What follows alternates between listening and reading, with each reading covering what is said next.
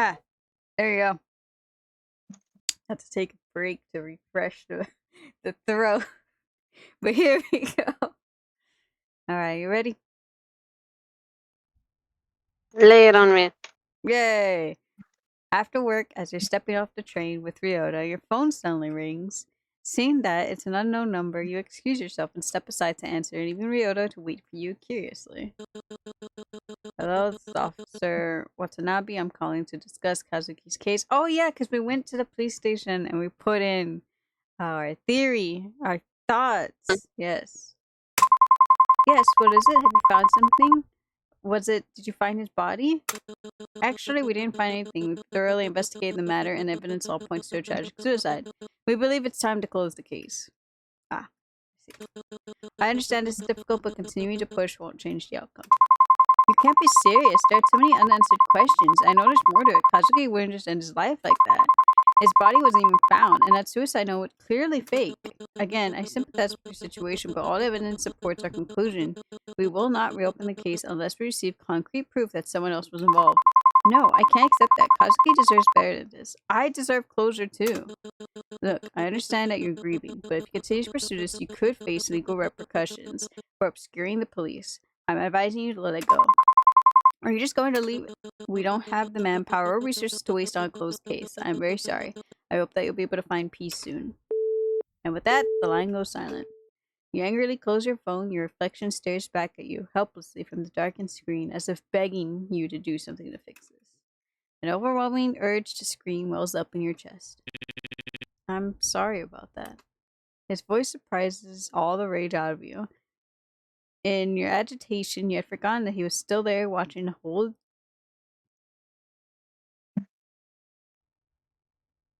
debacle Baku. unfold. You turn around mortified. Sorry about that. It's just the police again. You must have guessed. They've given up on Kazuki's case. I'm really sorry about that. This is happening after all the work you've put into this. I don't know what I can do to help, but if there's anything at all. Oh, no, it's okay. This is my burden to bear. I can share it with you if you let me. Even so, it's not good to fret over the past. Your mother's right about that. Ugh, not her again. I know you really look up to her, but she's not exactly the best person to listen to, especially with how stubborn she is about her ideals. The way she believes how anything can be overcome if you just put your mind to it. That sometimes hard work just isn't enough. I know how headstrong your mother can be, but that mindset did help me and Yoko out of everything. You vaguely recall how your mom was there for Ryota and Yoko back in school. She helped them to escape their abusive home, always listening and supporting them as their teacher. It's a memory that sticks with you, especially when you think about how different things were for you. She means well, and she cares about you. Does she now? The words come out tense and bitter. You can't help but feel angry at your mom for pressuring you, even in her absence, at Ryota, even though he doesn't know any better, and at yourself. Ryota senses the change in tension and clears his throat. Today's been a long day. Should we grab some food before I take you home? Yoko has been going on about this new pastry at the cafe. We should give it a try. You hesitate, unsure of whether to accept his offer. On one hand, you're annoyed at his blind admiration for your mother, but on the other, you know he's not doing it on purpose. Yeah, sure, why not? Alright, I'm a bit hungry, so let's go. Ryota smiles warmly at you, his concern momentarily fading. Alright, let's go. Yay! Oh, Ame-chan, are you here to see me? Ah, and you're here too, I guess. Are you 12? You're always so sensitive, Ryo. Anyways, how can I help you guys?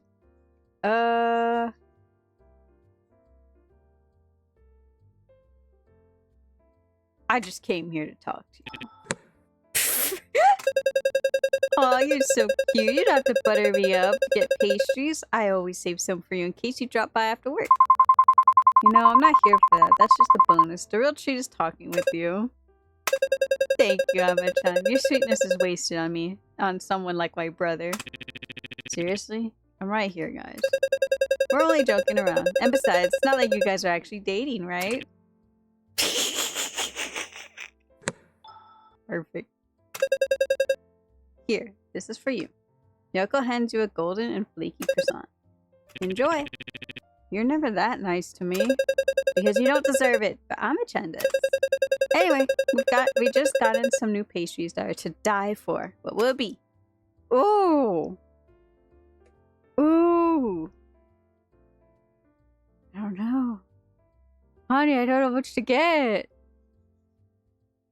Follow your heart. Follow the belly. Chocolate. Sounds great. I'll take that over there. It looks so good. Chocolate crepes, thin and golden, filled with gooey chocolate, add a drizzle of syrup and whipped cream, and it's dessert heaven. And what about you, Rio? Just a coffee for me. Thanks. Alright, coming right up. You two find a seat and relax. As you find a cozy corner to sit in, you can't help but notice the warmth in the cafe. A stark contrast to a cold conversation with the police officer. Ryota's attempt to lighten the mood doesn't go unnoticed, and you start to feel a bit of the day's stress melt away. I spilled water on. God damn it. Alright, it's fine. It's fine! Anyway.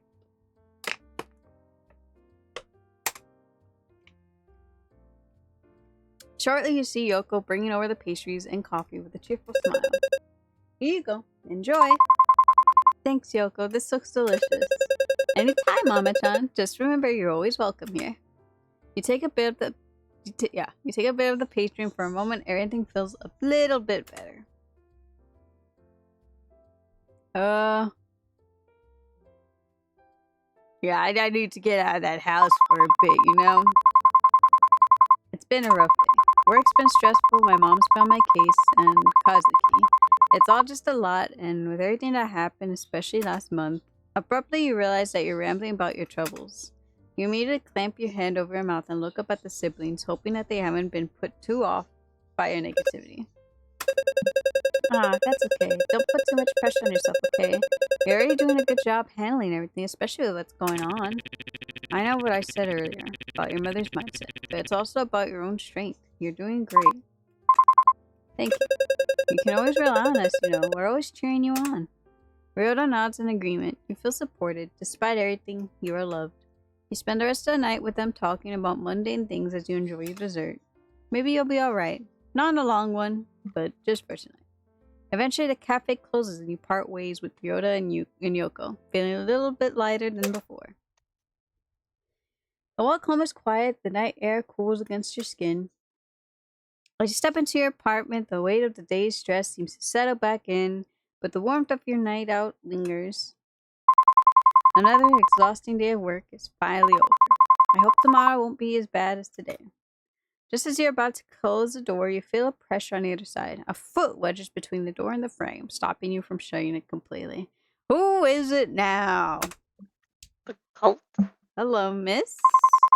Not this again. How'd you know? How did you know? Oh no.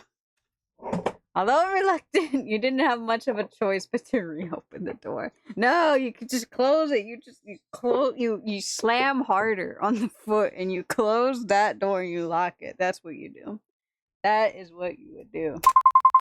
Yes, how can I help? You trail off as you count a group of 4 men standing outside the apartment. They don't look particularly friendly. There's something unnerving about them. Apologies for the late visit. I believe your mother has mentioned that you've been experiencing spiritual issues. Honey, I trust Haruki more than I trust 4 men coming late at night. You shake your head. My mother? What are you talking about? I think you got the wrong person. I'm not sure who you might not have noticed, but Hiroshi Nakami's influence has already touched your life in ways you don't yet understand. No! We understand that this must be overwhelming, but Hiroshi Nakami sees things in you that you may not even realize. His guidance has already found its way into your life. I don't understand. What do you mean? You try to shake the confusion out of your mind, but the mention of this Hiroshi Nakami fills you with unease. He chooses his followers carefully, those who seek answers, those who are lost, those who are searching for something greater. And you, miss, have already begun your path without realizing it. Hiroshi no Kami offers peace, clarity, and understanding. His light can guide you through the darkness and elevate these spiritual issues that you have. All you have to do is let him. You take a cautious step back, trying to shut the door again, but you can feel a presence looming. The cultists hesitate, their eyes scan you like they're deciding what to do next. The man who spoke earlier steps forward, his gaze focused and intense. Miss, we understand our arrival is sudden, but this path we offer isn't one you should turn away from. Hiroshi no Kami's light is already in your life. It has touched you in your dreams, and it can give you more than you could ever imagine. You tense up. It's not like last time. There's a force behind his words that make you feel trapped. I don't know what you mean. I've had weird dreams, sure, but that doesn't mean I need your guidance. I'm fine on my own. Another cultist firmly pushes a little closer to the door. Honey, close the door. Lock it. Call the police. Do something. That's where you're wrong, miss. You've been searching for something, haven't you? You don't even realize it yet, but Hiroshi no Kami sees your struggles, your doubts. The light he offers can give you the peace you're craving, the answers you've always needed, but only if you accept him into your heart. Another occultist steps closer to you. Hiroshi no Kami can see your fear, your uncertainty. You're standing at the threshold of something far greater than yourself. We are offering you the key to unlock your potential, but you have to choose to step forward. Don't let fear keep you from the truth. You feel your stomach tighten, the pressure of their words hanging in the air. Let me save. Eh. I don't need anything from you. I'm fine. Just no, you're not fine. You're hiding from the truth. It's obvious. You've been running from your own destiny, from the path that Hiroshi no Kami has set for you. But his light is unwavering. His purpose is inevitable. I'm not interested in this Kami of yours, okay? I want you to leave me alone. Listen to yourself. You can feel it, can't you? The restlessness inside you. Hiroshi no Kami will calm that storm. All he asks is that you open your heart, trust in him, and allow him to guide you. You know that deep down you won't find peace until you accept him. You feel a cold chill running down your spine. This isn't just a request anymore, it's an ultimatum. And you start to realize that there's more. That the more you resist, the more they're going to push. Miss, please, you don't know what you're turning away. Hiroshi no Kami offers you everything you've ever wanted. Purpose, clarity, belonging. Can't you see? The truth is right in front of you. Stop fighting him. Let him in. You'll find peace. You'll find strength. Just open your heart to him. Feeling the way the words press on your anxiety starts bubbling up. You don't understand. I don't want this. I don't want your salvation, your Kami, or whatever it is you're offering. Just leave me alone. A look of disappointment flickers in his eyes before he exhales almost sorrowfully. We were hoping you would come to this on your own, miss. We wanted to offer you guidance, not force you.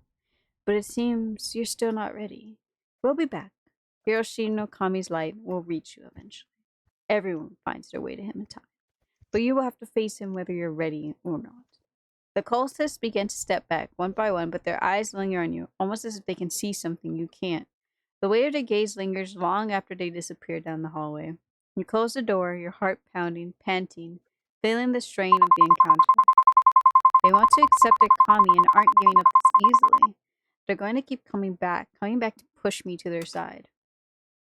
However, before you can crash onto the couch as you usually do, you see her. An all too familiar presence seated with a rigid stillness that sharpens as she looks up.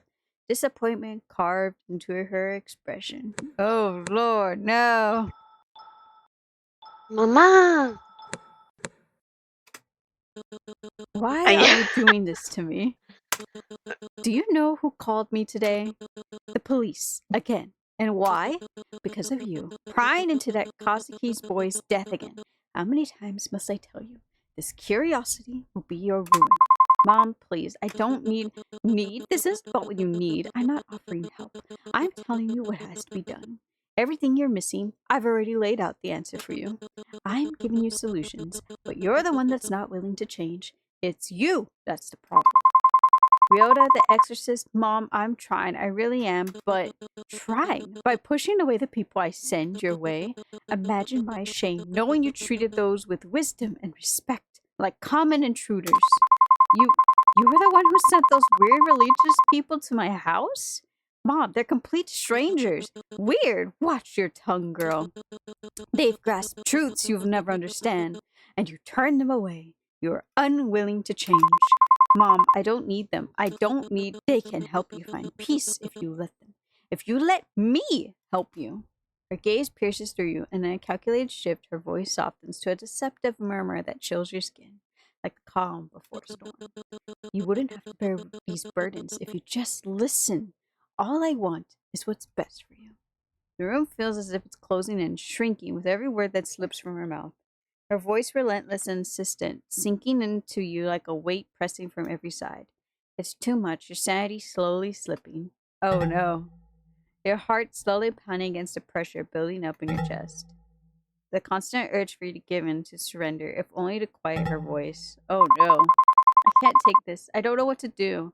Your mind reels, clouded by anxiety as her words echo around you. The pounding in your chest grows stronger, threatening to overtake your last bit of composure. And despite your visible displeasure, your mother keeps speaking, her voice a constant assault against your thoughts. You almost break down as your mother's words ring in the background. There you go again. Are you going to say something or just sit there? She waits, her gaze piercing, expecting you to respond. What are you trying to pull? Don't just stare blankly at me.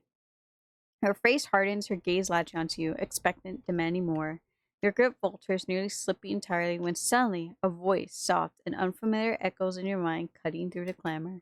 You don't have to do this alone. Your eyes gaze over to the phone in your hand. You don't have to deal with her ramblings alone. Oh,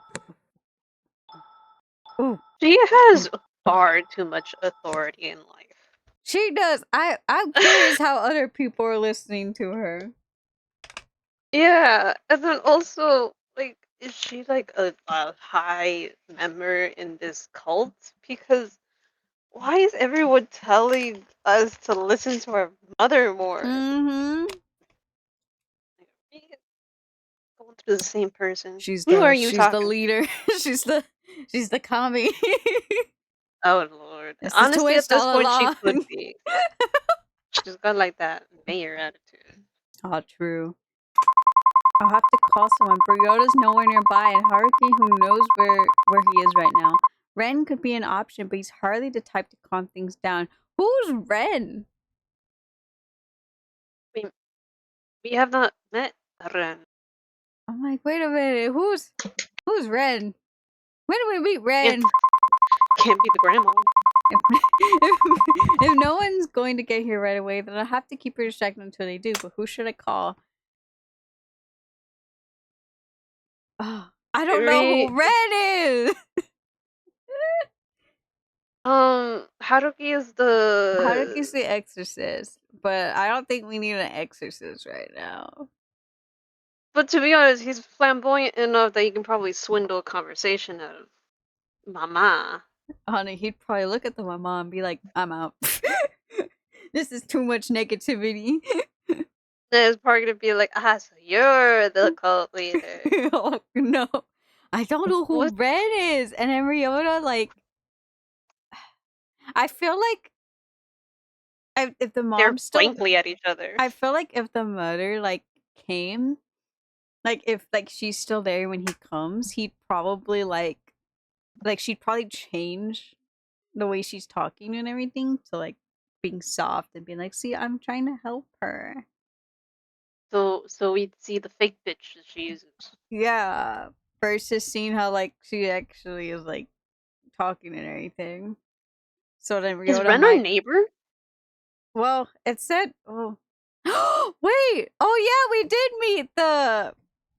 Right? I don't remember. I We, saved, right? I saved before this. Right? Right? oh my god, we gamed not this long ago. Like maybe like what yesterday or the day before, and I can't Yeah. even remember. Jesus. Yeah. Okay. Yeah. You know what? Yeah. I'll go with Ren. Because He's I'll closest, I think. save after. And then I'll reload so that way we can also see it. I would do the same for the others, but I saved at the wrong time for the other one. Yeah. Call Ren. Oh shoot! Ah, Ren, please. Save me. Oh god! The Oh god! stress. The stress. Oh The stress. Gotta earn it, honey. Gotta earn it.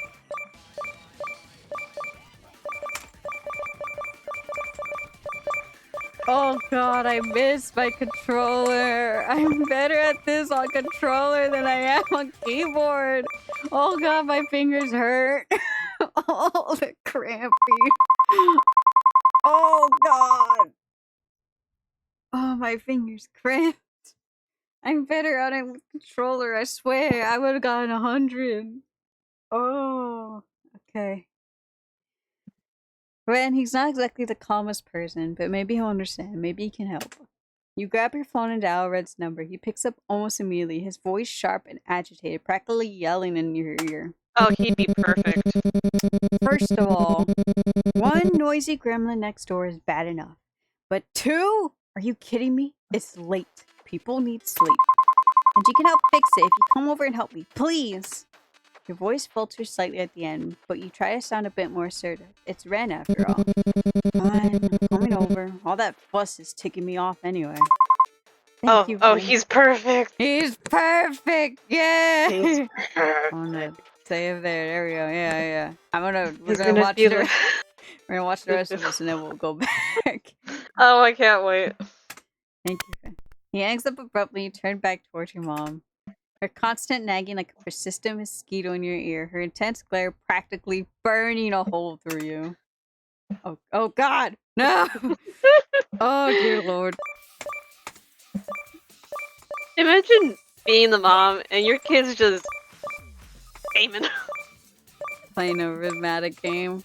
Either that or we are just staring off into space. We're just like, I hear music. I don't know what tab is open for it, but it's there. That's literally what this is. It's like, where's the music coming from? Oh my god, definitely. I kid you not. I'm using 2 fingers right now. My fingers cramp if I just like do... Oh no! I lost track of which finger was on which arrow. Honey! I can't even tell you because I don't know my left and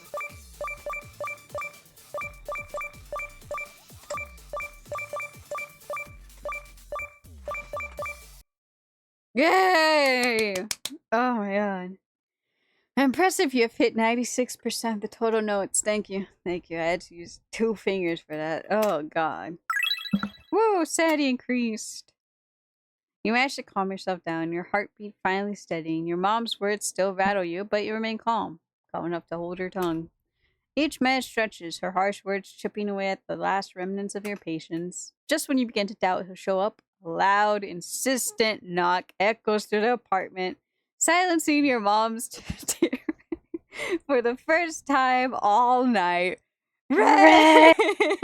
Ren, get Who your could butt in it here. be at this time? You unlock the door and Ren stomps in, shoving the door just wide enough to barely miss hitting you. Oh, perfect. Ren, please save us. A man on a mission. And who might you be? Ren looks her over with a mix of disgust and irritation, but there's a flicker of something else in his expression you can't quite place. I'm the poor guy next door that has to deal with all the noise. He points an accusatory finger at her in the classic haughty Ren fashion. And you must be the absolute nuisance and the source of the decibels peaking in the background of my microphone recording. Oh. Oh my god. He's recording it. Oh my god. I feel so sorry for him. I love him.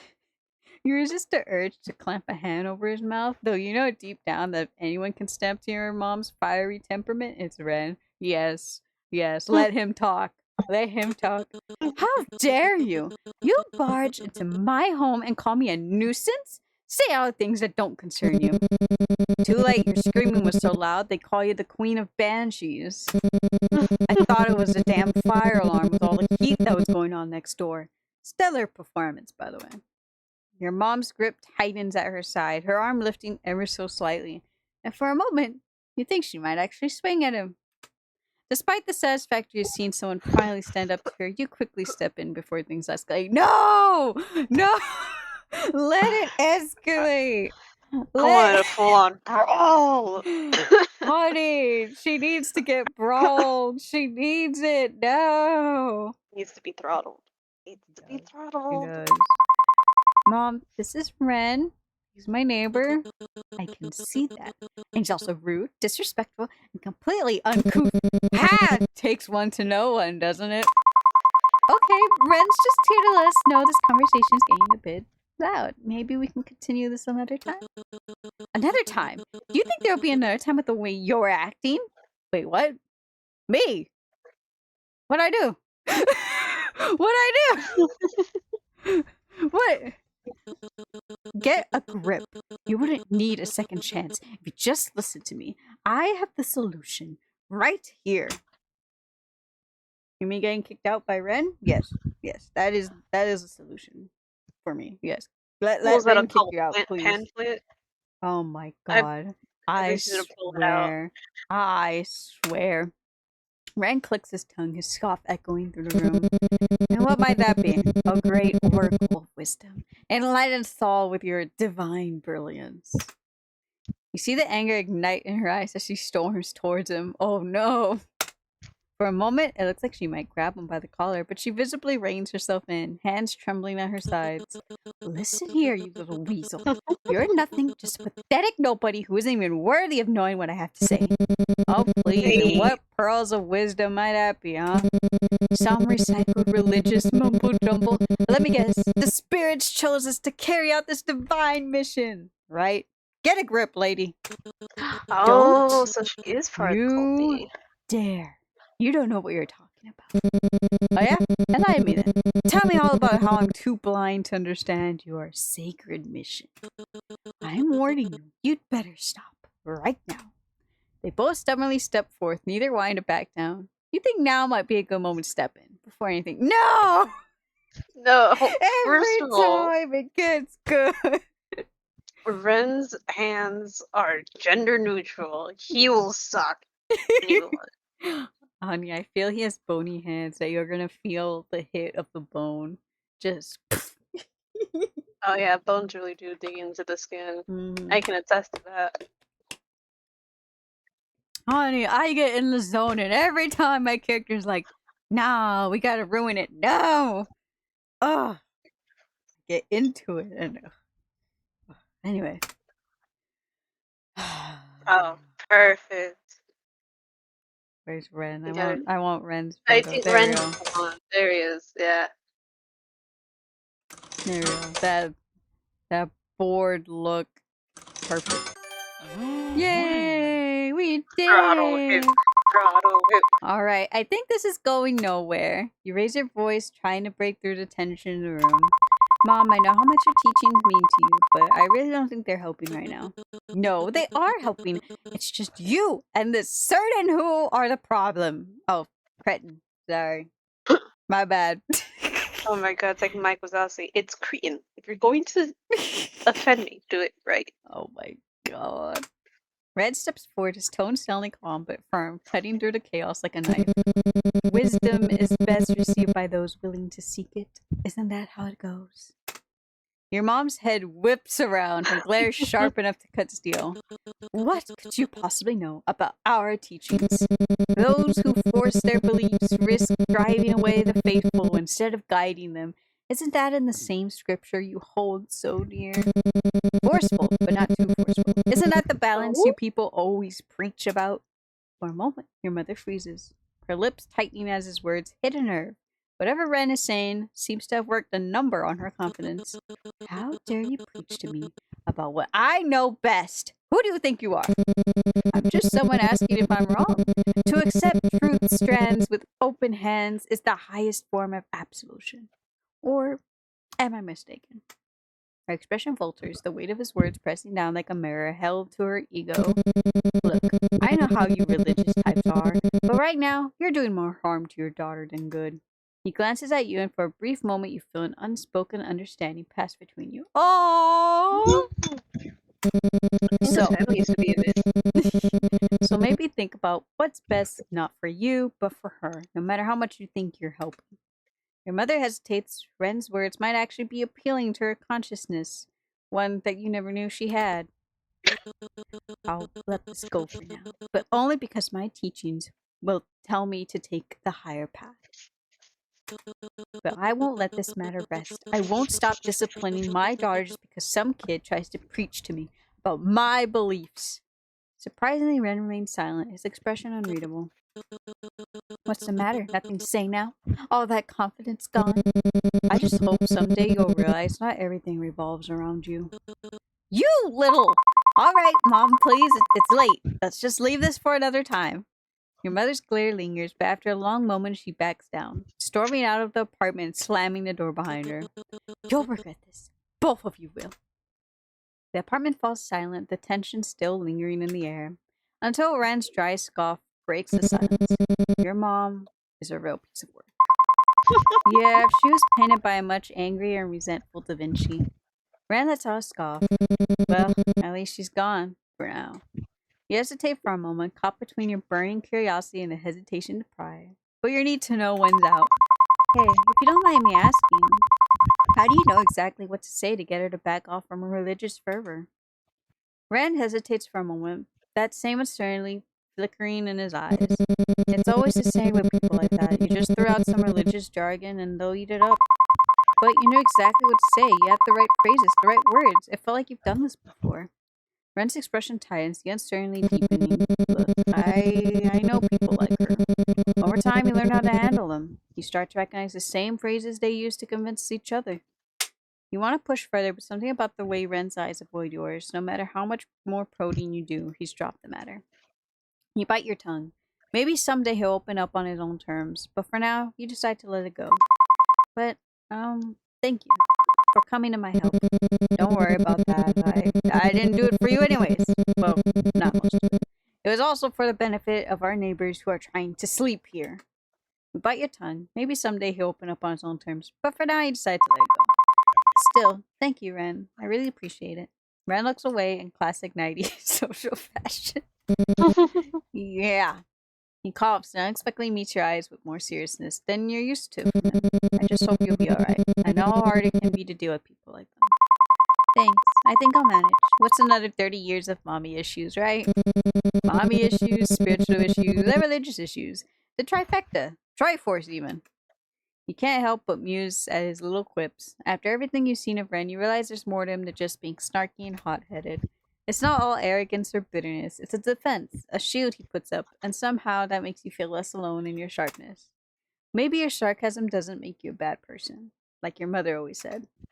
Ren is more than he lets on. Dependable, quick-witted, and when it matters most, kind. You catch yourself wondering if you're able to see past this exterior of his. You hope, you pray, deep down, maybe he might be able to see past yours too. Ren eventually says his goodbyes, claiming he has another important nighttime activities to tend to. You want to tease him more about his unique choice of words, but you hold back. He's likely heard enough sarcasm for one night. After exchanging your farewells, you settle in for the night, a quiet sense of relief washing over you. In learning more about him, you realize he's no longer just a neighbor. Maybe, just maybe, he's becoming something more, a friend. Sanity increase. Affection with Ren increase. Yay! I actually really like that one. I I, did too. I loved it. That one was perfect. 10 out of 10. Mhm. I feel like Ren would be a better friend than what she has. For real. Alright, hold on. So I'm gonna forget. Let me go load back. Yeah, I saved my progress.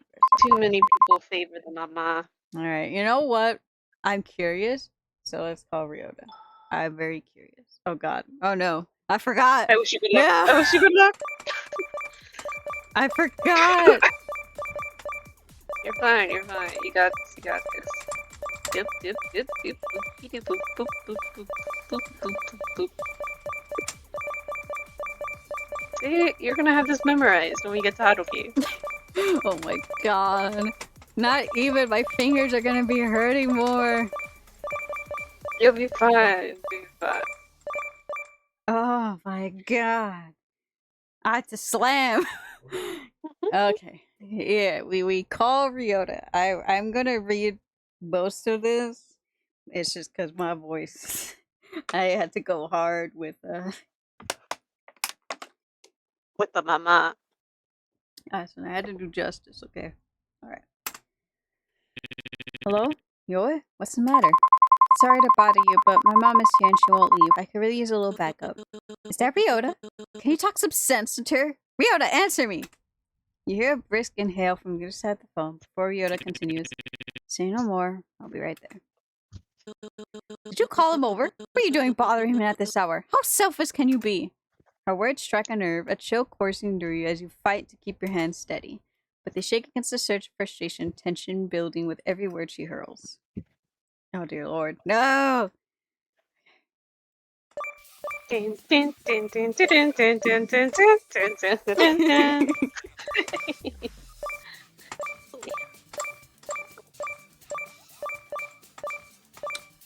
I'm gonna end up needing to buy a new keyboard after this. Gonna need a controller. Controller, new keyboard.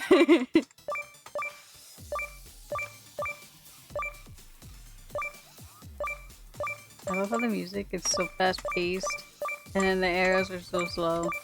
Well, not extremely slow, but they're a good enough pace than they were earlier.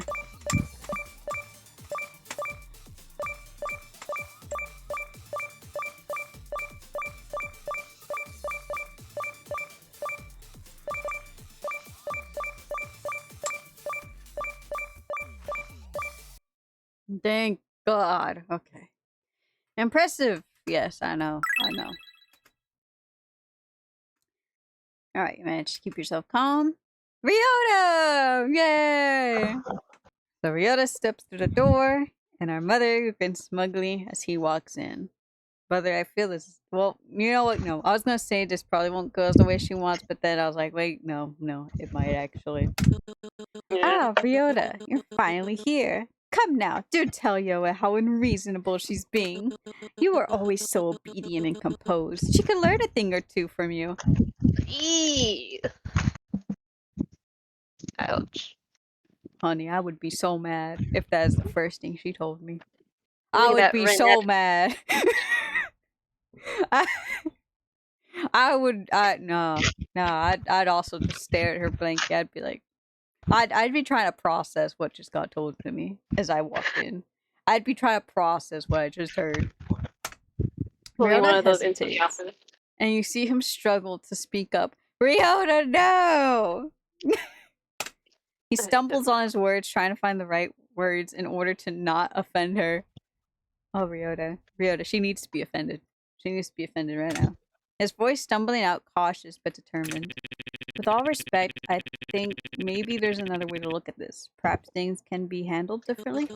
Oh, I agree completely. If only Yoa would listen to me, it'd make everything easier for everyone. Ryota. Actually, what I meant was I think Yoa's managing as best she can. She's trying to handle things on her own. Her smile tightens, thinning into a hard line as her eyes chill, walking onto Ryota with unseemly sharpness. Oh no, are we gonna see how she's controlling people? So you Yes. think causing trouble is doing well? Is that it? Let me remind you, Ryota, you're hardly in a position to judge. Not with your own little problem. Your struggles with that jinx, stumbling through life without direct. Oh my word! Yo. Oh my, you know what? Never mind. I see how she's doing it. I see how I see how now. Oh my lord, honey, we need to get Ren back into the room. We need Ren in the room with Ryota and stuff. Be like, Ryota, this is who you should be taking advice from. You need to take lessons from Ren. Exactly. Ryota stiffens. The color. So in other words, he's going through what we're feeling is what I'm hearing. You shouldn't be so lenient when we talk about Oh my goodness. His voice rising with a hint of desperation. Oh, Ryota. She doesn't need to know about that. You look between them, uncertainty clouding your thoughts as you watch him, and a pang of concern rises. Oh no, he's about to have a breakdown. There's something in his gaze, a mixture of vulnerability and a hint of fear. Oh my god. What'd she do? This isn't about me. I'm just here for Yoa. I'm trying to support her in what she wants. Your mother's expression darkens, her voice dripping with scorn. She crosses her arms. Oh my god. Oh, really? And you, of all people, think you're qualified to look out for her? Just look at you. A boy still haunted by his own mess. If you were more diligent, more disciplined, you wouldn't be struggling like this. Like my disgrace of a daughter. Ryota tenses beside you, a flicker of pain in his eyes that he quickly tries to hide. But the hurt is there, unmistakable. His voice wavers, barely holding back as he responds. My troubles are for me to handle. He glances at you, clearly bracing himself to continue, but his voice trembles slightly. You step closer, standing shoulder to shoulder with him. Your mother's gaze moves between the two of you, clearly not pleased. Oh no. Ah! Ah! I gotta wait for him.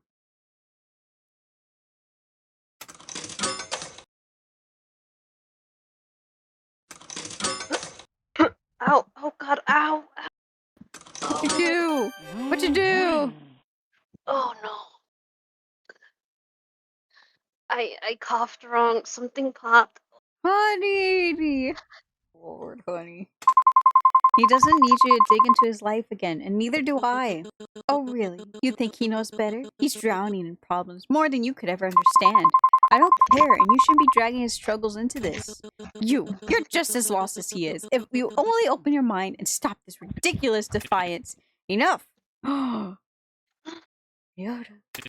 I won't stand by, let you tear down the one person who's trying to move forward. Your mother's face contorts, clearly taken aback by his defiance. She glares, words momentarily lost as Ryota straightens, his breath steadying. So now you're defying me too? After everything I've done for you? How dare you? How dare you? Her voice rises, each word sharper and louder until a pounding comes from the wall next door. Is it Ren? Shut up already! Some of us have lives, you know. Your mother whirls towards the wall, fist clenched, looking as if she might hammer it back in defiance. But as she meets the cool stares of you and Ryota, along with the disapproving silence from the neighbor, she clenches her fist, biting back her anger. Mind your own business! She turns back to you both, her glare icy and resentful. You'll regret this. Don't say I didn't warn you. With that, she grabs her purse, storming out and slamming the door behind her. The silence is heavy for a moment before Ryota exhales, relief evident on his face. Ryota finally heaves a sigh of relief. He glances over you. Thanks for staying up for me. I don't think I could have faced her on my own. Neither could I. Thanks for coming to my rescue. There's a quiet understanding between you, an unspoken sense that maybe, just maybe, you don't have to face all this alone. Of course, as I said, you don't have to go through this by yourself. You nod, feeling a strange comfort in his words. For the first time, they feel true. Ryota lingers a moment longer before saying his goodbyes, but as he opens the door to leave, he freezes, his gaze locking on something outside. You peer around him, your breath catching as you spot a woman hovering. Oh? Is that my mom? Did she come back? No, there's no one there. He steps up, brushing off the moment with a small, reassuring smile. But as he leaves, a chill settles in the air and you can't shake the eerie feeling that someone or something had been watching all along. Huh? What the? Is it his sister? Oh no. Okay, so I like that one was also pretty cute. So I'm gonna save that like at the bottom. And then we're gonna go back and load for Haruki. Oh my god. It's gonna be Oh, my fingers are gonna hurt so much. Oh lord. Here we go. fine. Ooh, I forgot to tell you. I bought a potion bottle for you. Ooh. Hmm. I get all the potions as I hurt my little nubs. I hurt my nubbies for you.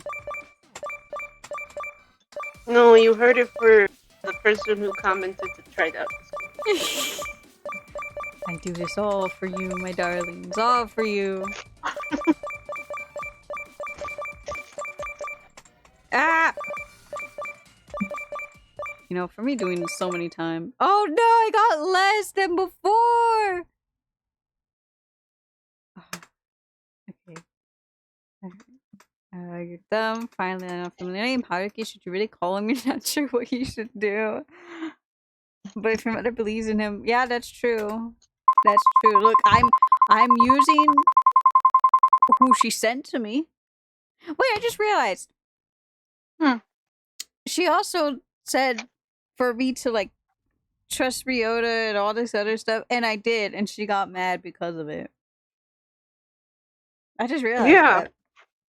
So she's not She happy if we I even use what we did. I don't think it counts because she didn't order uh him to get here to do what she says. Ah, I got you. I got you. Okay, I need you to come over to my mother. And I can't seem to get through to her. Maybe you can help. Oh, Jesus! I'm speaking to you and you're using your phone in front of me. How dare you? Honey, you change. I realized through all three of these, she changes, like, how she reacts. Mm-hmm, mm-hmm. Honey, you gotta pick, what you're upset about. I'll be honest. You gotta pick. A sexy exorcist you hired. Perhaps you can do something about all this religious nonsense you're always spouting. See? I like the variety. Her expression shifts, disbelief morphing into indignation as her eyebrows arch. You're bringing him up now? This isn't about him. This is about you and your willingness to accept the solutions I provide. He is a solution you provided. Literally, I'm using the solutions you provided. And you get upset. You take a deep breath, the rising tide of anger in your voice, only fueling your resolve. Well, I'm utilizing what? Yes! Yes! Yes! Only with Haruki does the attitude come out. I know. I'm utilizing one of them. You provide the solution after all. Her face reddens as her frustration mounts. Her voice a mix of anger and exasperation. Don't get mouthy with me. This isn't about him or your so-called supernatural problems. You take a deep breath, trying to maintain your composure as you lock eyes with hers. Mom, please, just hear him out. He might have some insight that could actually help us. You hired him for a reason, so let him do his job. You! Fine. You want to drag an outsider into this? So be it. But don't think for a second that this absolves you of your responsibilities. You feel a moment of relief wash over you, but it quickly is overshadowed by the rising tension in the room. How did he? Absolutely, dear Clyde. I'll bring my expertise to the rescue. Even if my interpersonal skills are about as polished as a rusty doorknob, I promise I'll give it all my all for you. Just hold tight. I'll be there faster than you can say mommy issues. His jovial Perfect. tone makes you smile despite the tension, and for a moment you feel a flicker of hope as you picture him bounding through the door with that trademark. The air thickens with tension as your mother processes your reply, and you can feel a spark of defiance brewing within you. Now you just need to keep calm until he arrives. Maybe one more song. Oh, so now she Oh my acknowledges that there God. is music. I appreciate how different she turns out to be. I appreciate that. You don't get the same Yeah. vibes in all of them. I appreciate that. Like how Beautifully Haruki well done. turns. Like Haruki is the path to get a spine. Ren is the path to get like the Doberman privileges of a friend. He really And then is. what is it? Kyoto? Ryota? Yeah. It's comforting the puppy while also being the puppy. I feel like Ryota is the classic childhood love story that you're kind of getting Yeah. from it. So you kind of get that comfort vibe and everything. Yeah, you're trauma bonding together. Yeah, pretty much. Yay! We did it. Okay. Manage to calm yourself. Yep. Ta-da! The doorknob rattle seems to be rattling a bit. I can't open this. Hold on. The doorknob slowly turns. Ta-da! It's me, Haruki! My apologies. I thought I'd, glide right in. Seems the door has outsmarted me. Oh dear, the negative energy in here. I don't remember it being quite this intense last time. You, finally. I hired you based on the recommendation of someone I hold in high regard. But your lack of results is starting to make me question your competence. Look at my daughter. She's as disobedient, as stubborn, and as hysterical as the day I first brought you here. Aren't you supposed to? Before she can launch into a full tirade, Haruki raises a finger to close to his lips, shaking his head with a slight knowing smile. His eyes are firm. Hold it together. To your surprise, she pauses, taken aback. She presses her lips together, clearly not used to being interrupted so directly. With respect, ma'am, your daughter isn't the problem here. And if she were, my qualifications don't exactly include a psychology degree. But I do happen to be well versed in all things spiritual, which is exactly why you hired me. He strains his voice calm yet commanding. As I see it, there's a flow of negative energy re-entering this space. I applied a spiritual bandage of sorts, but you know, even the best bandage is only as strong as the adhesive is given. Just get to the point already. What I mean is this, negative energy has a way of seeping back in. I can perform as many rituals as you like, but without support from the host, what I do won't have a lasting impact.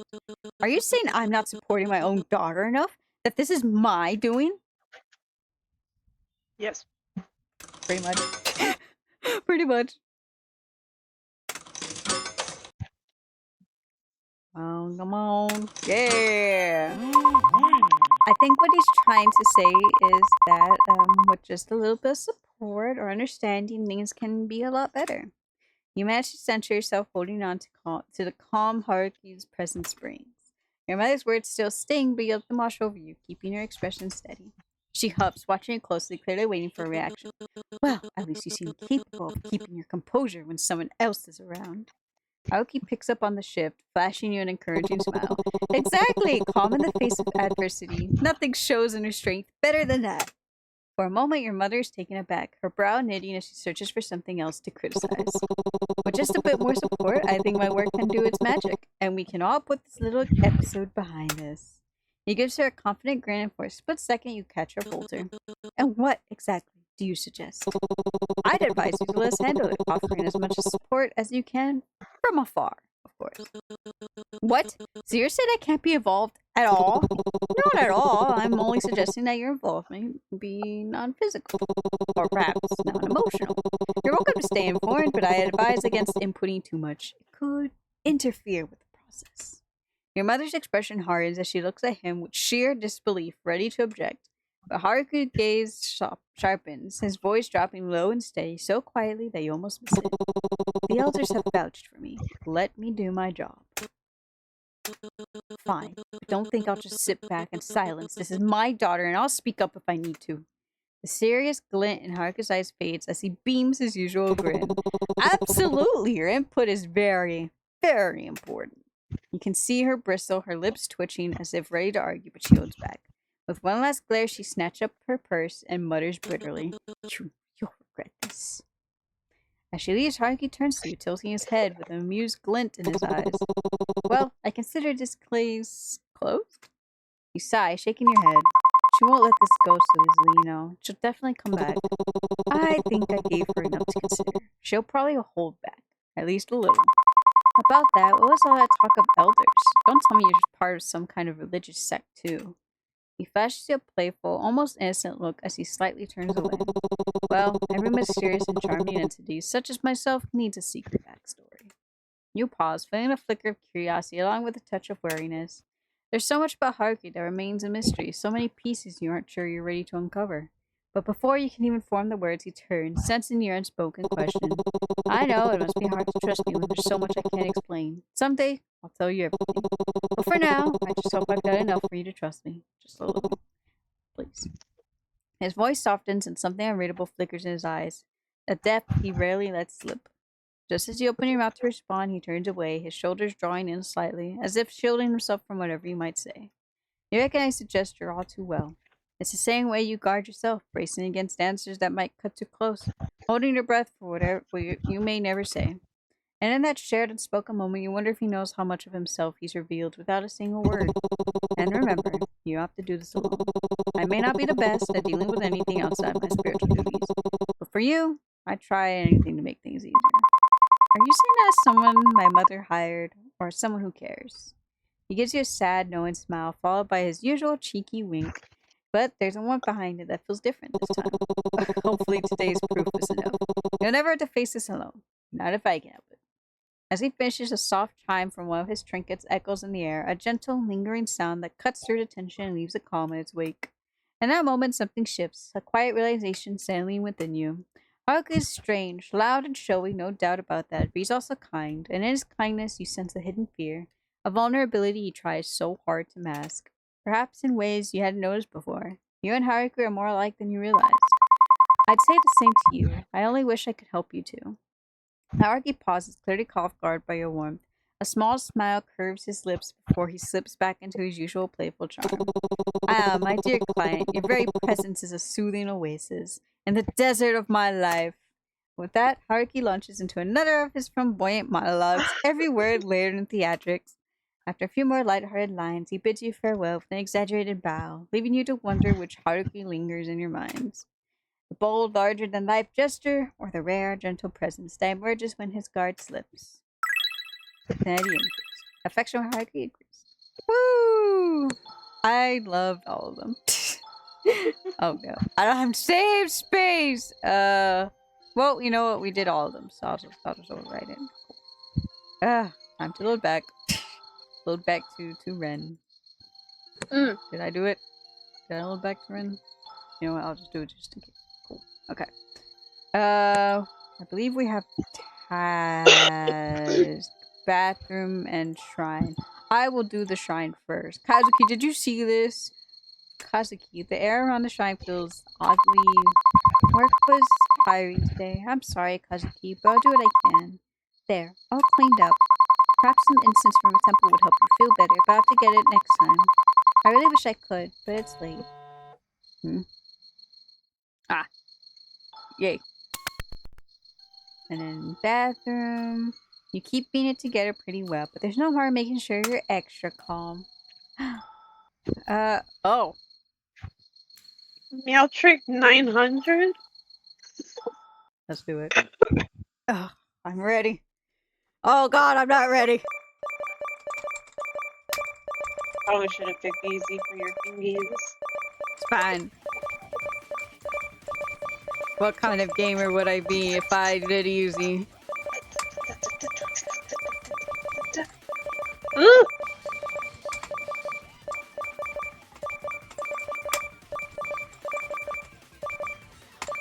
Pain is life.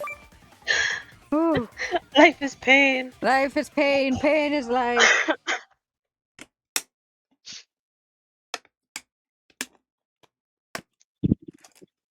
See, look at that. I got more this time. Oh. Yay! Another task done. Visit a police station. Oh, yeah, because yeah. You know what? Let's go to the window again. Is that a girl out there? Oh, Jesus. The window remains open, but this time there's no cotton candy scent. Instead, you see a child crouching in the corner and moving. No explanation, no reason, just there. Now that's a strange sight. In true classic horror movie fashion, you keep the window open to check if he's okay, just in case it's a neglected child. Or do you pretend you saw nothing and close the window? Oh god! My god! Oh my god! God. Oh! What? Oh god! I have to cover my screen. What's the answer for either or? Is no, close the window. Is yes, check on the child. Yeah, yes, it's to No, check on the close that window. Thank God. I'm going to bed. That's what I'm doing. I'm going to bed. Oh my god. Oh my Nope. god, my throat. I know better to do all that. Finally into the bedroom to switch off the lights. But they flicker. It's sputter. Oh dear lord. Oh no. Oh, okay. It's just regular stuff. It's quiet hum of pipes and everything. I don't like this noise. But tonight the footsteps multiply. Oh god, no. You start to wonder if it's something else. With a glance you... Nope, nope, nope, nope. Do it. Yeah, but eventually sleep overtakes. Oh, just Into Kazuki. How lovely. In a dim hazy scene, he talks about his fascination with collecting insects. Oh, lovely. The images, though, grow clearer. Oh, dear God. Something sinister. It's a body snaking around the room like a creature. You search almost desperately, trying to find its name, but it slips away, elusive, lost in the fog of your dream. It seems as though the Oh. It seems as though this tapestry is finally unraveling itself. The key players have already made the first move, though some have moved quicker than expected. Others still hesitate, as if time waits for them. I wonder what your next move will be, my dear princess. Oh, oh, oh.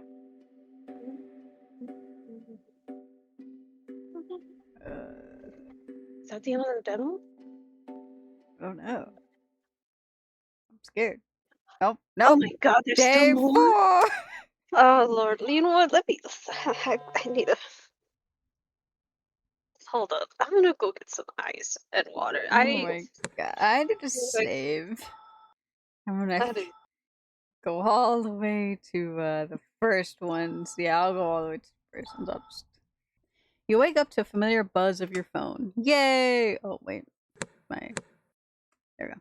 A few messages from your mom light up the screen. The first one featuring a painfully outdated gif of balloons and glitter text. Happy Oh. birthday, yo! I'll be dropping off a cake later. Make sure you finish it by tonight or it'll go stale. Have a good day. You're telling me this whole argument happened the night before her birthday? Well, that's a gift. Ah, yes, a classic from your mother, equal parts affection and command. It almost slipped your mind it's your birthday today. You're turning... The number seems to glitch in your mind, like a censored secret the universe refuses to acknowledge. Or maybe you're just repressing it. Maybe this year your birthday wish will actually come true. Maybe your mom will finally listen to you, hear you out, let you breathe without the constant pressure of your expectations. No, she won't. Maybe today will actually be a good birthday. No, it won't. Just kidding. You already know how it's going to end. Oh well, no point dwelling on it now. You'll deal with all that after work. Hey Yoa, happy birthday. You're getting pretty old, huh? Oh my god. First look at the job, and that's it. Haha, yeah. Whoa, I heard from Tanaka-san that it's your birthday. Must suck having to spend it at work, huh? Well, that's just life. I don't know how many more as I have left in me. I felt that. By mid-afternoon, it's clear that today is just another work-filled birthday. The highlight of the day? A hefty stack of monthly reports unceremoniously dropped onto your desk by your boss. A truly unforgettable birthday gift. As you sift through the reports, a familiar voice calls out from behind you. Happy birthday. Ah, thank you. You glance over your shoulder, offering a polite smile. You said that quite a few times today. Oh. Hi, Ryota. Oh, I didn't realize it was you. Maybe I should have made my birthday wishes a bit more memorable. I want to say I loaded back to the correct one.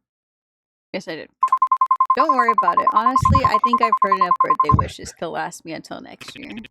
Hopefully you're not too worn out to actually celebrate it, though. Boss asked me to stick around and finish some reports. But if you're still up to it, up for a birthday dinner, I'll be at the station around 8 p.m. Before you can respond, a voice cuts through the air from the other side of the office. Hey, can someone help me with this? Ryoda straightens up, already turned toward the sound. I've gotta go. Good luck with your work. And happy birthday, Oa. You go about your day as usual, the hours slipping by until it's finally time to head home. Stepping off the train platform, you pause for a moment. A thought lingering in your mind. How did you spend your birthday today? I mean, only one person said about my birthday, so I mean, the only option is Ryota, obviously. I gotta go to train station. Station! Yes, as early as possible, so that way don't get the time. You arrive at the train station, stand by the gantry, waiting. After a short while, you spot Ryota stepping through the gates. The moment he notices you, his expression shifts. He tries to mask it, but the smile tugging at the corners of his lips is unmistakable. It's brief, a flash of something warmer than usual, but it doesn't escape your notice. As he approaches, his tired eyes reflect the exhaustion from work with a soft smile that never quite disappears. Ah, you're here. Sorry if I kept you waiting. I need some pudding. Were you waiting for me? I hope I didn't make you wait too long. I'm glad you decided to come. You know, if you're still up for it, we can grab that dinner. Just like I promised. It's my treat, of course. Yes, let's go. Yeah, I'd like that. Let's go have that birthday dinner. For a moment, Ryota seems caught off guard. His eyes widen just slightly before his expression softens into a warm smile. His relief and happiness unmistakable despite his efforts to stay composed.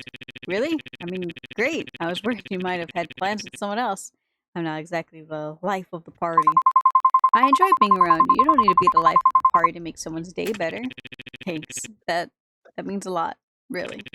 Well, there's this takoyaki place nearby. It's not fancy or anything, but I thought, well, it's your birthday, so you should get something good to eat. Sounds perfect. Lead the way. The rich aroma of grilled takoyaki fills the air as you step into the cozy eatery, its warm lighting casting a welcoming glow. You take a seat beside Ryota at the counter, the comforting aroma of freshly grilled takoyaki wafting up as a steaming plate is set before you. For a moment, neither of you speaks, the quiet hum of the restaurant filling the space. You glance at Ryota, his gaze fixed on the food, and find yourself wondering how to break the silence. How's the food? I didn't know you liked takoyaki. I'll eat anything, really, even shellfish. What's wrong with shellfish? They're like the ocean's cockroaches, physically and biologically. That's such a dramatic way to put it. They're delicious, though. Yeah, well, so are cockroaches. Some people. Apparently. Okay, fine. I'll stop trying to defend seafood. How's this place? How'd you even find this place? It's so tucked away. Honestly, it was by accident. One night after work, I was wandering around and just ended up here. I didn't even know this place existed before that. An unlikely coincidence. Quite so. Like how in stories, the main character always ends up in just the right place at just the right time. Maybe we're in some cheesy romance written by some lonely writer. Well, we got some good taste for food, I guess.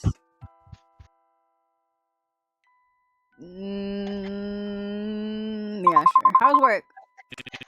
Pretty busy. I was rushing to meet a deadline, but luckily I made it just in time. Right. I hope I didn't make things harder for you. If you need more time, we could have done this another day. Ryo shakes his head, soft smile spreading across his face. Don't apologize. If anything gave me something to look forward to. Anything for you. As you sit at the counter, the comforting aroma of takoyaki wafting around you, a raised voice from a nearby booth catches your attention. Despite your better judgment, you can't help but overhear the conversation. Are you seriously going to let them dictate everything? Every decision, every plan? It's always about what they want. Out of everyone, you should understand why it's not that simple. Understand? I've been trying to understand for years, but it feels like I'm the only one trying. I'm tired, you know. Tired of feeling like I come second to your family. You sit quietly, the tension in their voices making it hard not to listen. The weight of their argument feels heavy, and as you still glance at Ryota, you realize he's also caught up in their words, his expression thoughtful. There's a moment of silence between you, broken. Only when Ryota clears his throat and says softly, "They're being awfully loud." Chismosas. Yes! Are we the chismosas? I hope so. Chismosa! What do you think? Who's in the right here? Oh, I'm not sure. Stuff like this, it's not so black and white. You can't really know who's right unless you're in their shoes. That's true. Do you think family is everything, though? That's a heavy question. He exhales softly, the faintest trace of a nervous laugh disappear. I guess I don't really think about it much. Maybe it's better that way. You tilt your head, waiting, but he quickly continues before you press further. I hope the food's to your liking. You know what? I won't press. Yeah, the takoyaki's really good. Not too salty, just right. That's a relief. With all that noise as well, I was worried you'd think this place was too chaotic or something. The noise doesn't bother me, honestly. As long as I'm spending time with you, it's all good. For a moment, Ryota looks at you, his eyes softening as a faint smile tugs at his lips. I wasn't even sure if you'd like it here. Guess I overthought it, huh? But I'm glad you're enjoying yourself. You're overthinking as usual. I like it here. It's cozy. Cozy, huh? You got some patience. The way people are arguing and clattering around, it's anything but peaceful.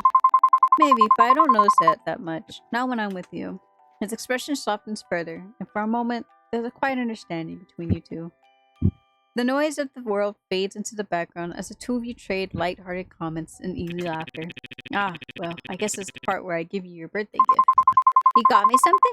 Oh, Ryota, you shouldn't have. It's nothing much. I bought this a few months ago. I didn't know when would be the right time to give it to you, but I thought your birthday would be the right time. You glance at him curiously as he reaches into his jacket pocket, his movements deliberate, almost hesitant. When he pulls out a small velvet box, your breath catches. Oh. He opens it to reveal a delicate necklace, the pendant shaped like a radiant sun. You doubt yourself a lot, I know that. but to me you're the sun. You're bright, Yoe. His words leave you speechless for a moment, your heart full as you carefully take the necklace from him. Ryota, I don't even know what to say. Thank you. This means so much to me. You don't have to say anything. I just wanted you to know how much you mean to me. And, well, maybe it's a way to pay you back for everything you've done for me. You don't owe me anything, you know. But thank you, really. The Didn't two look of like you... a ship seal. Oh my god. The two of you fall into a quiet rhythm as you leave the restaurant, the necklace resting against your collarbone, its weight a comforting reminder of his words. You find yourself replaying them in your mind, marveling at how he could see you as something so bright and positive. You've never thought of yourself like that before, and now there's something unfamiliar bubbling up inside you, warm and fluttering. As you walk side by side, you're glad for the cover of night, the shadows hiding the telltale red creeping into your ears. Ryota walks beside you, his hands in his pockets, his presence steady and reassuring, and for a moment you wonder if he can feel it too, the quiet shift in the air between you.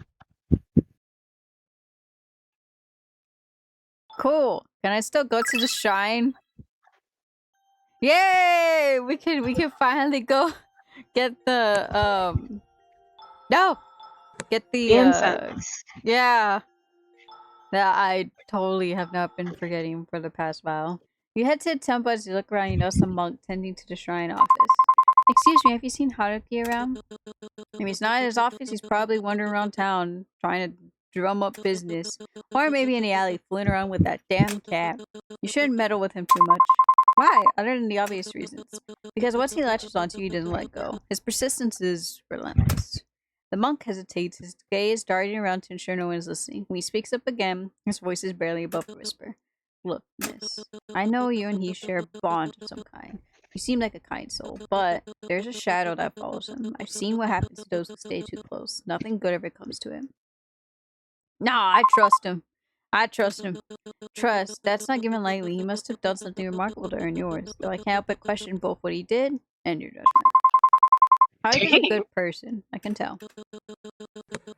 Good people often mean well, I admit that, but even the best intentions can lead to disastrous outcomes. You can't ignore that possibility. Regardless of what you think, I still trust him. It seems no words of mine will sway you. Very well. Just be careful, miss. The world is rarely kind to those who trust so easily. Please take care of yourself. Mm-hmm. Yay! I got affection with everyone. Now I do want to go see that cat now. You notice Haruki in the alleyway, crouched near a stray cat with a small dish of food in hand. Yes. My dear client, have you come to visit me? Or does Mr. Tubbs over here have another visitor? He glanced down to see a stray cat nestled comfortably between Haruki's shoes. Haruki is crouched beside him, carefully placing a small dish of food within the cat's reach. Are you acquainted with this guy? Seems like he's got a lot of fans. Miyabi glances at you briefly, then turns away with a flicker of his tail, letting out a soft hiss of annoyance as you approach. I ignore him. He's a meanie, but deep down, I think he secretly likes people. Maybe. Haruki shrugs with a grin, scratching behind Miyabi's ears, unfazed by the cat's attitude. Did you just name him Mr. Tubbs? He's cute and round. Plus, he's got that distinguished air to him. Addressing him without a title seems a bit rude. He's not that fat, though, to be called Tubby. That's why it's not Tubby, but Tubbs. See? He didn't finish his sentence. Like how he doesn't finish his food, because he's not fat. I've seen him around here, too.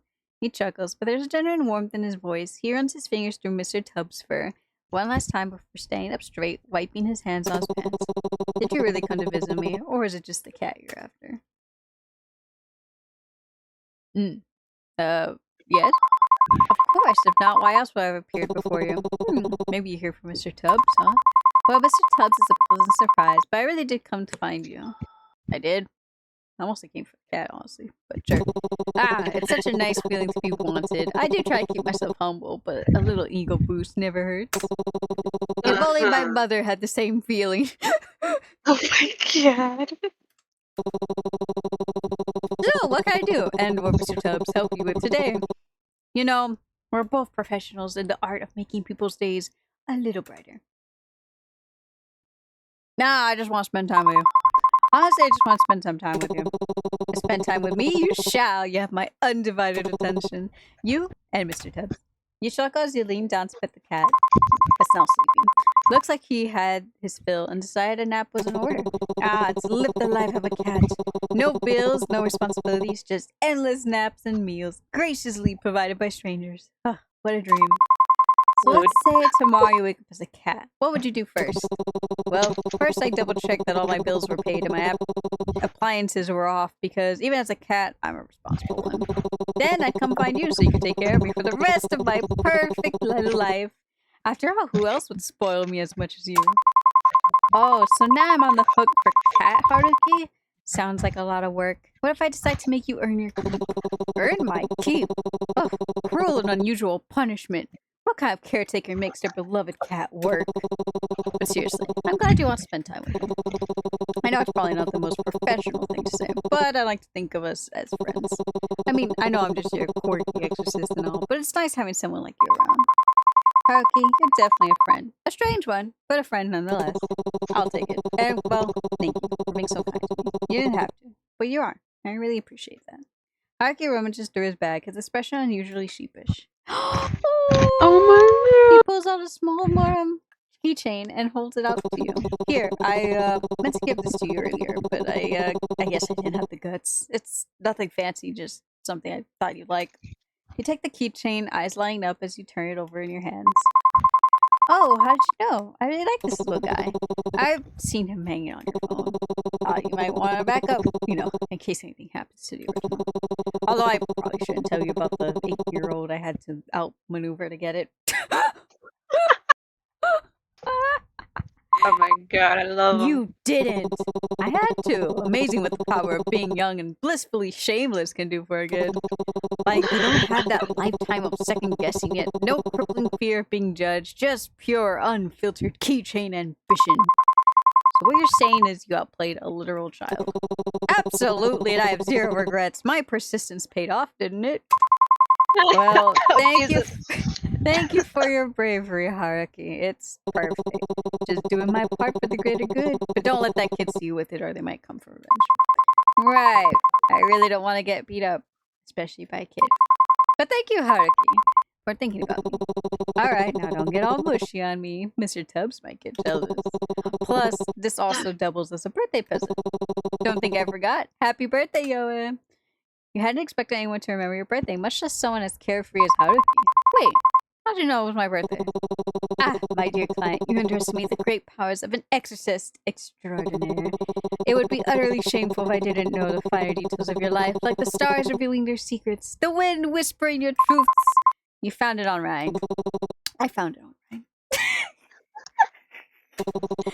Anywho, allow me to formally invite the birthday girl to the celebratory feast of the... Oh my god. We're all gonna eat takoyaki, like, twice? I And hell would. with it. Sure, it's no 5-star Michelin dining experience, but hey, it's warm, it's tasty, and it's nearby. Alright, but I assume this means it's your treat. Naturally, consider this the gold standard of 5-star customer service. You won't be disappointed. The two of you stroll to a nearby food stall, the scent of sizzling takoyaki wafting through here.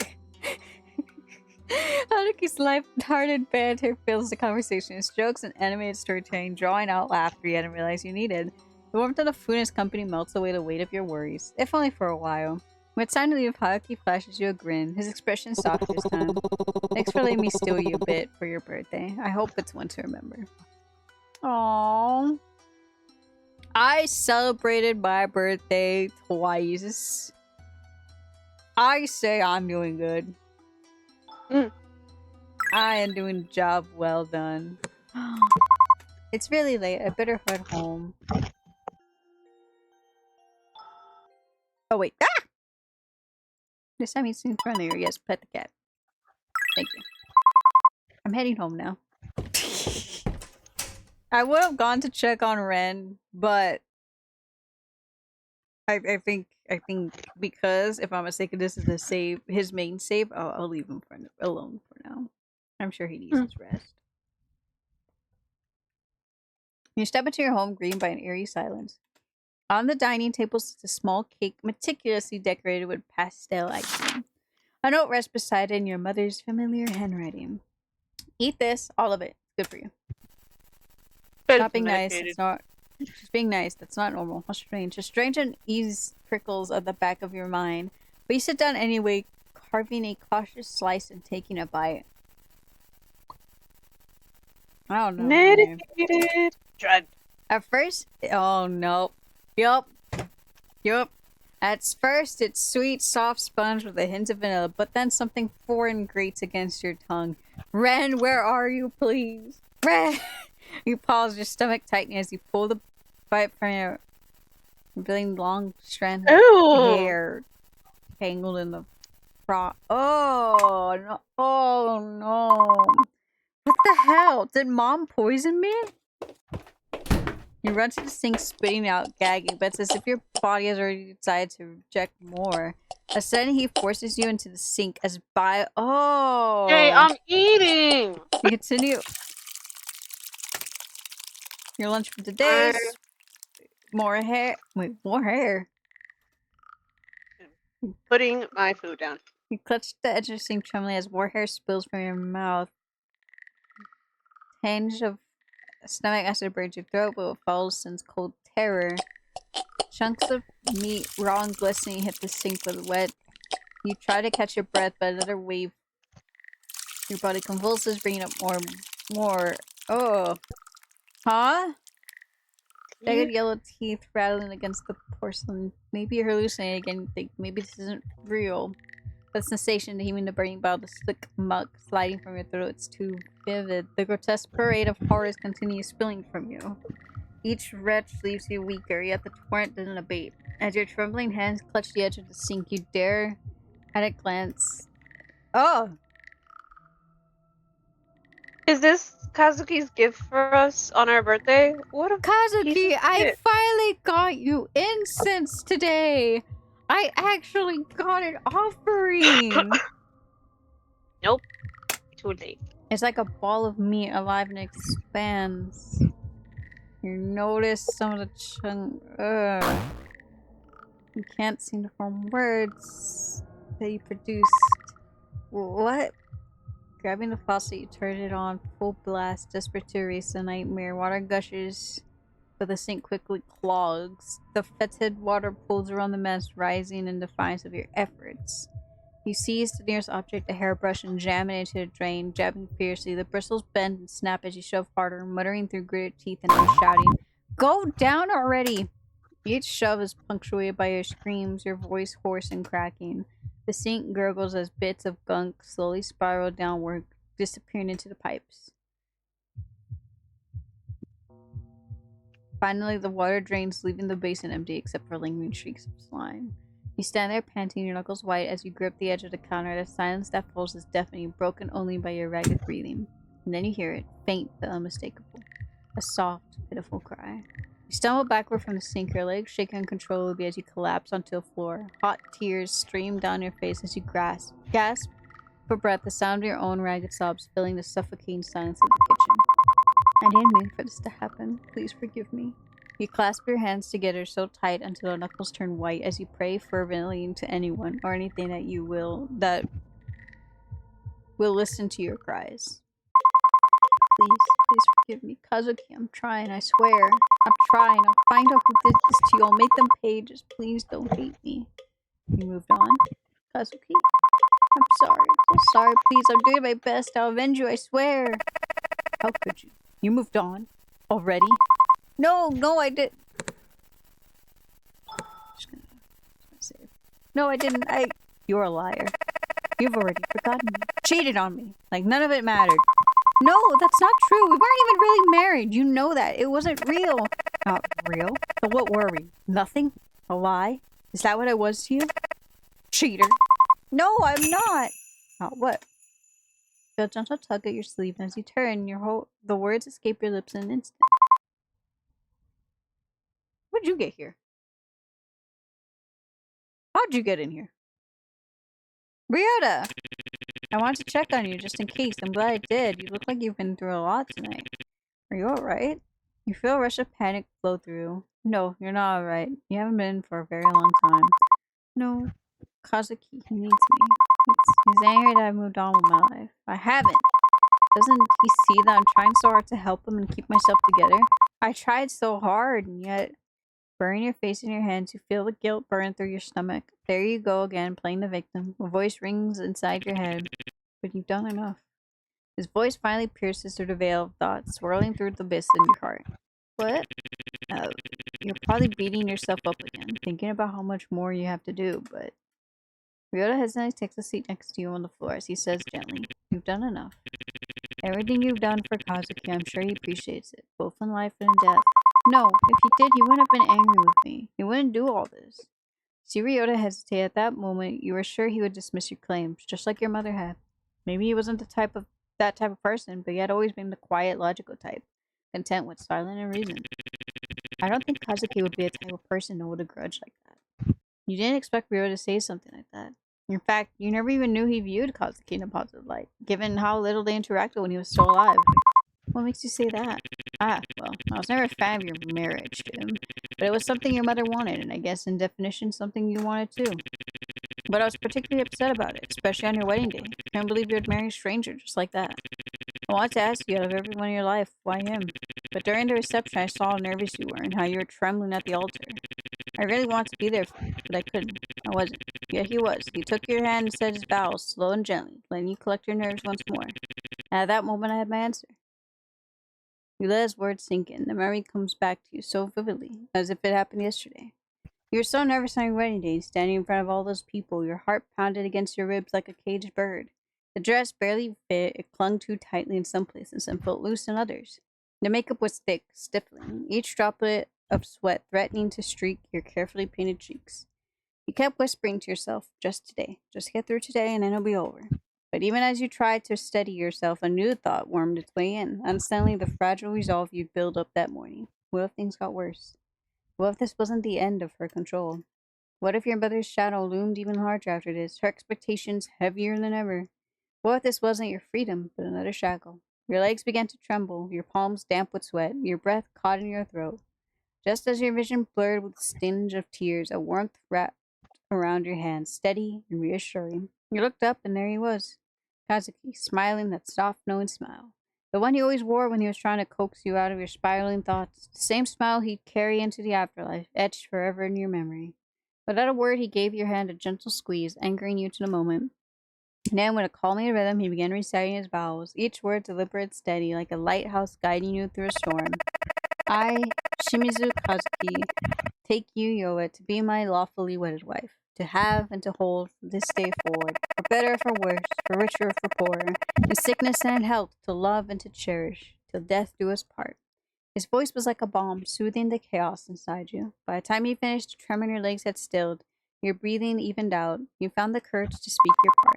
I, Yoa, take you, Shimizu Kazuki, to be my lawfully wedded husband, to have and to hold from this day forward, for better or for worse, for richer or for poorer, in sickness and in health, to love and to cherish, till death do us part. The officiant's voice broke through the haze of the moment, calm and resolute. With that, you may kiss the bride. You close your eyes, your breath catching once more, not from panic this time, but from the anticipation of Kazuki's kiss. The world around you seemed to dissolve into nothing but the warmth of his hand in yours, and the love reflected in his eyes.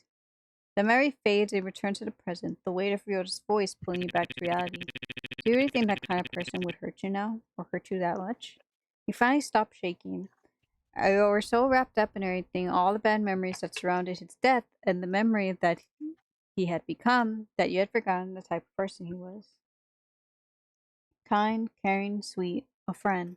And you missed him dearly. He wouldn't. Not the Kazuki I knew. But spirits, they can become corrupted after death. Who knows what type of grudges they might hold? You might have a point, but you know, more often than not, sometimes evil spirits tend to take the form of the people we know best, and twist their memory into something. Oh, I accidentally hit it. Are you saying whatever's haunting you, it might not even be Kazuki? You absorb his words, and deep down a quiet certainty settles within you. It couldn't have been him. The anger and malice, it didn't belong to someone as kind as him. No, it couldn't have come from anyone human. If it's not Kazuki, then what could it be? Ryota remains silent, his gaze fixed on you, an intensity in his eyes that speaks of hesitation and a struggle to find the right words. Ryota? I never want to drag you into my problems, but after everything that's happened, I can't ignore it anymore. Something's haunting me too. Huh? The words hit you like a chill wind, leaving you frozen in place. Haunted? Ryota too? Was he just trying to bridge the gap between you to prove he understood that he was as distant as he seemed? Or worse, could whatever was tormenting him somehow be connected to you? Oh no, it couldn't possibly be for me. Could it? No, this has been going on since I was a kid. Actually, it's the reason I got to know your mom in the first place. The revelation settles over you piece by piece. You remember how your mother had always explained her connection to Ryota and Yoko as a natural fondness. She had been their teacher and had a sense of maternal duty she couldn't ignore. Yet, as the truth unfolds, you're not surprised. Deep down, some part of you had always known there was more to their bond than she let on. It's not easy to talk about, but, your mom. She tried to get me to join that religious group too. Told me it would fix everything. She told me it would get rid of her. But I'm not sure I believe her. I'm not sure I believe in anything anymore. Scar on his arm caught light briefly, the old mark from a battle he couldn't quite escape from, both physically and mentally. You wanted to ask about it, but his vulnerability stopped you. Instead, you simply reached out and placed a hand on his, feeling the weight of his silent struggles in the quiet of the moment. Anyway, whatever's haunting you, it might not be so different from what's latched onto me. So I don't know if I have the right to say this, but I don't think you should let it ruin the happy memories you have of Kazuki. We both know that despite what your mother says, you're doing your best to move forward, to live even after everything. We also know that it's what he would have wanted to. A quiet understanding settled between you, unspoken yet palpable. His words struck a chord resonating deep within you as truth you hadn't fully allowed yourself to embrace before. Thank you for everything, for staying by my side through all this. Why wouldn't I? You were my warmth growing up. You still are. I'd always do the same for you. He shifted closer and you both sat there in the silence, the quietest place you'd ever known. Neither of you had the answers, but at that moment you didn't need them. You just needed each other. Eventually time passed between the two of you peacefully. I should be heading home. It's about time for the last trains to run, and I better not miss it. Are you gonna be okay? He gives a reassuring smile on the face of your concern. How about this? I'll send you a text when I get home. Does that sound good enough for you? You say your goodbyes, and once he's gone, your gaze falls to Kazuki's altar.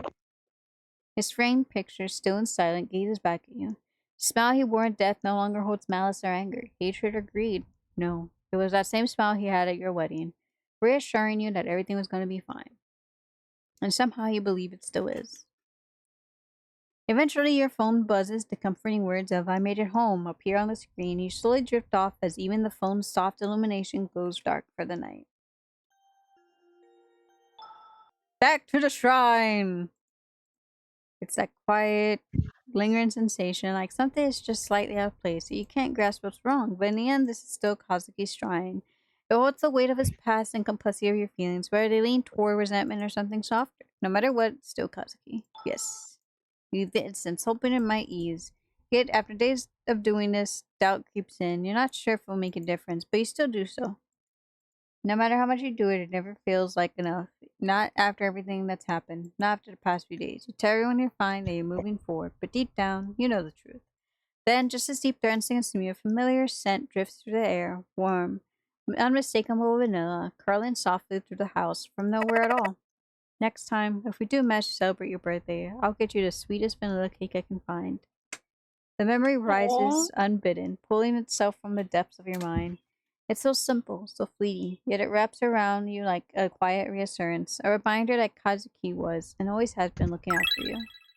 Yay! Oh, to get affection from a corpse. Woo! Best kind. I wonder if I can, like, check my... I can! I got 60, 75, 69.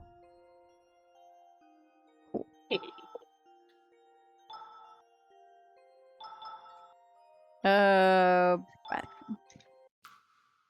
yes, yes. Let us a proper rest. Just want people. Do you want to play? Yes, I do. I want to play Meltdown. Perfect. Gotta get that sanity up.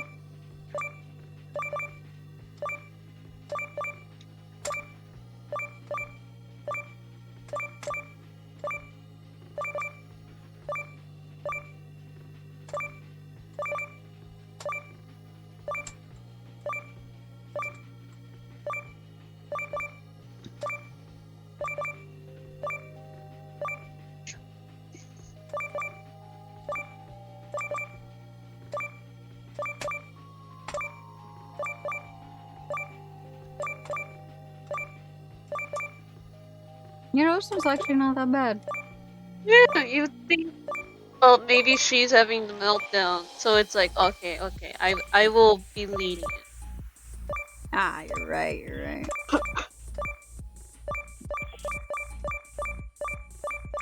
Or not.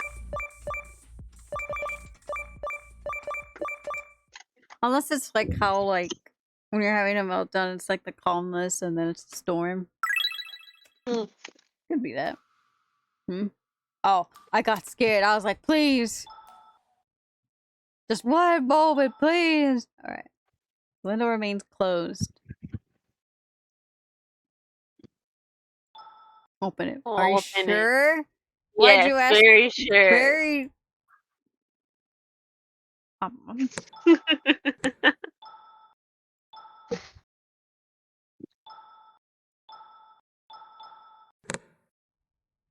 Open it. Open it If you say already. so. You draw back the curtain, slowly open one up, but the knight offers nothing in return. Where'd the child go? It was there. Yay! We're off to bed. Your phone buzzes with notifications from Mom. I'm busy with important matters. I won't be able to be there for you for a while. Take care of yourself. You stare at the screen. Finally. A sigh escaping your lips as relief floods in. What the? Good for me, I guess. Maybe I would get some peace without breathing on my neck. Something feels off. The phrasing is strange, almost like she's choosing her words carefully. There's no condensation or nagging, just silence after a message. Maybe I should. You stare at the message thread, your thumb hovering over the keyboard. A simple "Are you right" forms in your mind, but something stops you. Memories of her constant control, her overbearing presence flash through your mind. No, she doesn't need that from me, not after everything. Instead, you type out a single word. Okay. You hit send and lock your phone, tossing it aside. For once, the silence feels like it's yours to control. Oh, Of course it was. what do you think about curses? They have a way of sticking around, don't they? I see.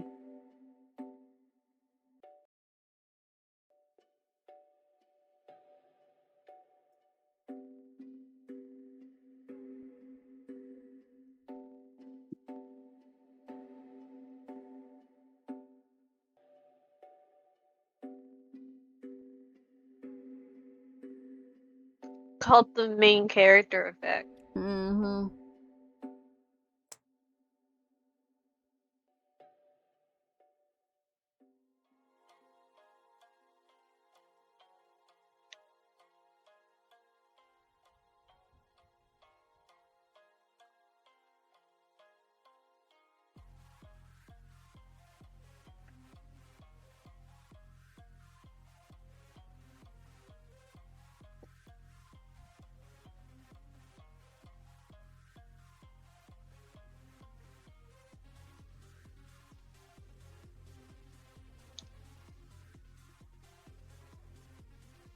Oh, I see. Yes. We're missing a guy, though.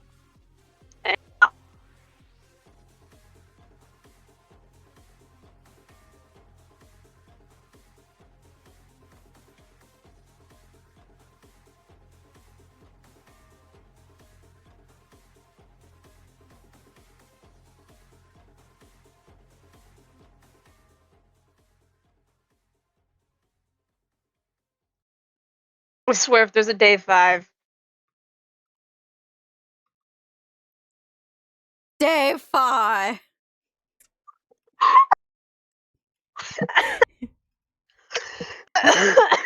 You just had to say it. You just had to say something, didn't you? I scared my cat. Alright, look. It's not that we're complaining about like there being more. It's more the fact that we love the Is game it so much. But this is a demo. Snippy's voice? You can only handle so much. I have a I love bad it. habit of getting too into character. And I love that bad habit of yours, by the way. but but this is a demo. If You like know what? Oh, if this was a full game, I really wouldn't mind as much because I mean I'm still looking forward to it, but I know whenever it cuts off, I'm gonna be so sad because it's the demo of it. It's not like full complete or anything. So I'm gonna be sad when it's like getting to where I'm fully like even more into it, and it cuts off, and I know that's where it's gonna cut off at. So Here's the oh my god. This is great. I'm save.